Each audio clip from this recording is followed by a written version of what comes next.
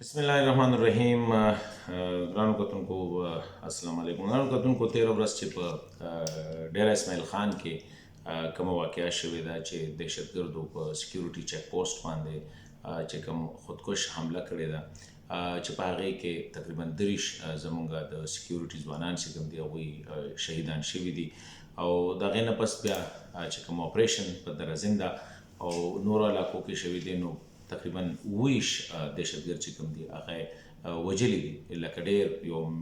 انټلیجنس بیسډ اپریشن په دغه باندې زه اوس خبره دا ده چې دا په پاکستان کې ما په خیال په دې تیرو څو کالو کې په سکیورټي فورسز باندې دا کوم کیجوالټیز دي دا د ټولو نه زیات کیجوالټیز دي او د پوره قوم چې دی هغه مطلب دا دی په غم باندې لړلی دی. په دې حوالې سره بیا پاکستان د افغانستان ته مخکې نه داسې قسمه دغه کړي چې د افغانستان خاوره استعمالیږي نو پرون چې کوم ډیمارش شوی دی د فارن آفیس د طرفه ما په خیال په هغې کې افغان طالبانو ته یو ډېر صفا پیغام ورکړی شوی دی او دا واقعه چې دا یو نارمل واقعه نه ده، یو عادي واقعه نه ده، دا یو ډېره غټه واقعه ده او زما خیال دا دی چې افغان طالبانو ته اوس په دې باندې چې دی لږ سوچ پکار دی ځکه چې د دې واقعې به ډېر لوی اثرات وي د پاکستان فوج، سکیورټي ادارې او حکومت او ولس چې کوم دی زما نه دی خیال چې دا ډېر په اسانه سره دا واقعه یې هیره کړي. پرون چې کومه خبره شوې ده نو پاکستان افغان طالبانو ته په کلاو دغه باندې دا ویلي دي چې یاره کم خلک په دې کې ملوث دي یو خو دا انویسټیګیټ کې او د دې سره سره چې دا کوم ملوث خلک دي یا د دوی لیډرشپ دی د هغوی خلاف فوري کاروایي وکړه. بل دویمه چې کومه هم خبره کړې ده هغه دا ده چې اوسه پورې څونه واقعات شوي دي نو د افغان طالبانو مشرانو د طرفه چې کوم دی په هغې حوالې سره مکمله خاموشي نو نوره دا خاموشي پاکستان دا ویلي چې دا زموږ دپاره قابل برداشت نه ده او د افغان طالبان مشران چې دي لیډرشپ چې کوم دی نه صرف د دې نه د لا تعلقۍ اعلان وکړي بلکې د دې غندنه دې وکړي په کلاو الفاظو کې. اوسه پورې افغان طالبان په دې حوالې سره هغه همره سنجیدګي نه ښیي بلکې هغوی بار بار الټا په پاکستان باندې الزام لګي یا پاکستان حوالې سره داسې خبرې کوي چې هغوی داسې نه ښکارېږي چې هغوی په دې کې سیریس یا سنجیده دي. دې سره دا یو خبره دا ده چې یاره پاکستان دا ویلي دي چې یاره ویریفایبل اکشن لکه د طالبانو د لیډرشپ د تحریک طالبان لیډرشپ کم پاکستان وی چې د تحریک جهاد پاکستان چې دی دا د تحریک طالبان پاکستان د هغې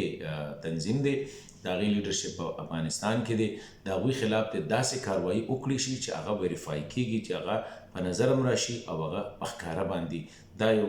خبره کړې ده او بله دا ویلي دي چې دې کې کم خلک ملوث دي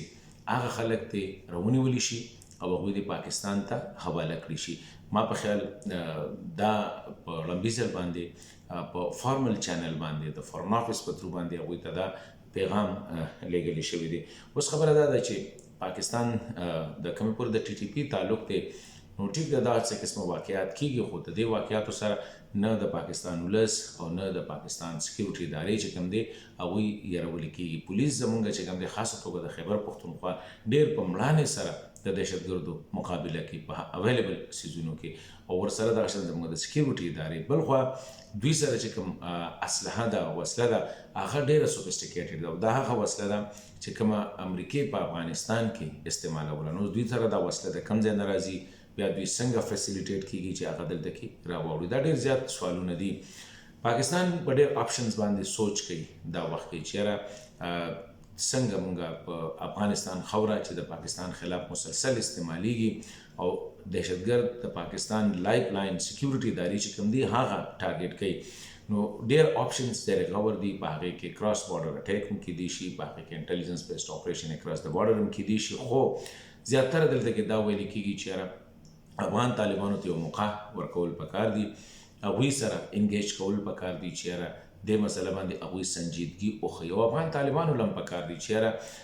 خدای پاک مو کور کړی ده چې یاره د خپل ولس او د خپل ملک د خپل هیواد خدمت وکړي. نو دا یو څو دهشتګرد چې دي چې دا د افغانستان دپاره هم درد سر دی، پاکستان دپاره هم دی، او خدای دې نه کړي چې د دوی د وجې نه یو وارې بیا د دنیا نظر چې کوم دی هغه افغانستان ته شي او کوم چې تیرو 20 کالو کې هلته کیسې شوي دي چې هغه تباهي او هغه بربادي یو وارې بیا په افغانستان کې راشي. نو زما په خیال دا وخت د طالبانو د افغان طالبانو د قیادت ډیره لویه ریسپانسیبلیټي جوړیږي چې یاره د پاکستان د وزیر اعظم چې کومه وینا وه چې آیا دوی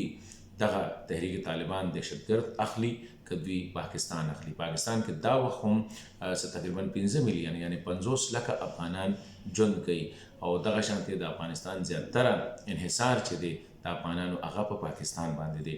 نو افغان طالبانو له پکار چې په دې حوالې سره سنجیدګي وښیي او په ځای د دې چې صرف دا وي چې دا د پاکستان اندروني مسله ده یا د پاکستان د سکیورټي موږ ذموار نه یو، د یو ذموار هیواد په حیث باندې ذموار حکمرانانو په حیث باندې چې کوم دی کوم چې د پاکستان کنسرن دي دا دې مډرس کې او د افغانانو را روان ژوند ښه کولو دپاره افغانستان کې امن او د سوکالۍ دپاره دا ضروري ده چې د دې خطې نه د دهشتګردۍ دا کوم زهر دي دا لرې کړي شو. دا بغیر د تعاون نه کېږي. پاکستان له هم پکار دی چې انګیجمنټ ورسره وکړي خو افغان طالبانو له هم پکار دی چې په دې باندې سنجیدګۍ سره غور وکړي چې داسې نه چې سبا بیا د دې نه چې کوم دی یو غټه مسله افغانستان ته جوړه شي یا خطې ته جوړه شي.